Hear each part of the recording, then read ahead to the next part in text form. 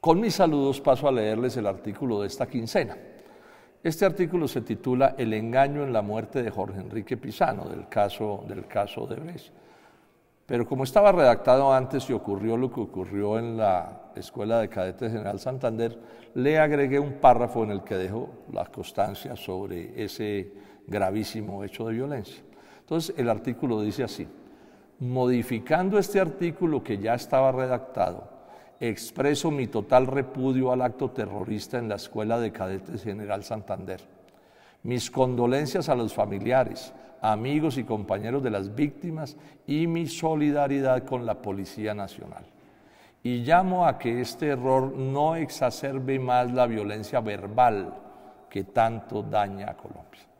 De otra parte, perdida entre las noticias navideñas, se supo que Carlos Valdés, director del Instituto de Medicina Legal, tuvo que renunciar a su cargo porque se descubrió que había mentido sobre el análisis de la propia medicina legal de una toalla encontrada en la casa de Jorge Enrique Pizano, el auditor de la Ruta del Sol que acabó de desenmascarar las componendas Odebrecht, Aval, fiscal Martínez. Fue tal el descaro de Valdés que dijo que habían encontrado sangre de Pizano cuando sus peritos le habían certificado negativo para sangre, tanto animal como humana. Ante semejante tentativa de fraude, investigué el papel de Valdés sobre su deber de decirnos de qué había muerto Jorge Enrique Pizano luego de que el hijo de este, Alejandro, muriera envenenado por el cianuro presente en una botella de agua que estaba en la oficina de su padre. Muerte natural. Suicidio u homicidio era lo que tenía que establecerse en el caso de Jorge Enrique, interrogante que con razón conmocionó a los colombianos y a la prensa internacional. Mis conclusiones en detalle pueden verse en el siguiente enlace, y hay un enlace que puede revisarse por internet, de una rueda de prensa que hice con el periodismo de Bogotá. Jorge Enrique Pizano murió teniéndole miedo al fiscal Martínez, a quien había denunciado por la corrupción de la Ruta del Sol 2, tanto que le exigió a Noticias 1 que sus grabaciones del 2015 con Martínez solo se publicaran después de su muerte o tras haber logrado salir de Colombia. Luego, la suerte política del fiscal, ya muy desacreditado en ese momento, quedó atada a si Pizano, que sabía demasiado, había o no fallecido de muerte natural. Y entonces Valdés, puesto en ese cargo por Martínez, se puso al servicio, no de la verdad, sino de lo que le conviniera a su jefe. La primera explicación de la muerte de Jorge Enrique Pizano la dio el patólogo del hospital de Facatativá, el cual, en la necropsia clínica, concluyó que había fallecido por infarto agudo del miocardio. Pero tras el escándalo por el envenenamiento de Alejandro Pizano, la propia Fiscalía le pidió a Medicina Legal que examinara las muestras biológicas que quedaron de dicha necropsia, conservadas en formol.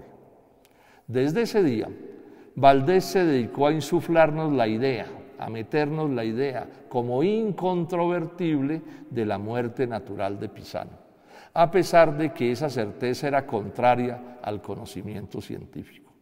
Porque si bien todos los análisis dieron negativo para cianuro, ellos tenían fallas que los invalidaban. No eran a partir de sangre ni de líquidos gástricos las muestras óptimas para encontrar cianuro en esos casos, y estas, las muestras, se habían conservado en formol, el cual, con rapidez, elimina el cianuro de toda muestra.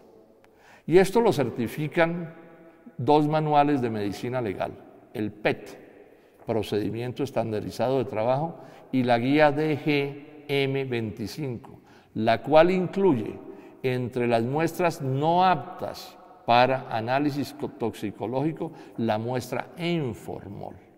No es casual entonces que los patólogos hablen de falsos negativos, que ocurren cuando el resultado da negativo pero es falso, porque la muestra no sirve. Luego nadie puede afirmar con total certeza que Jorge Enrique Pizano murió por muerte natural.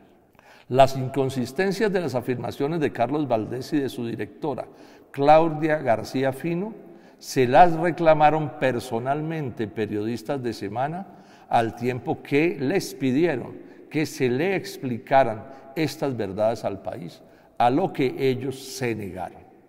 Días antes de la vulgar estafa en beneficio del fiscal que Valdés intentó con la toalla.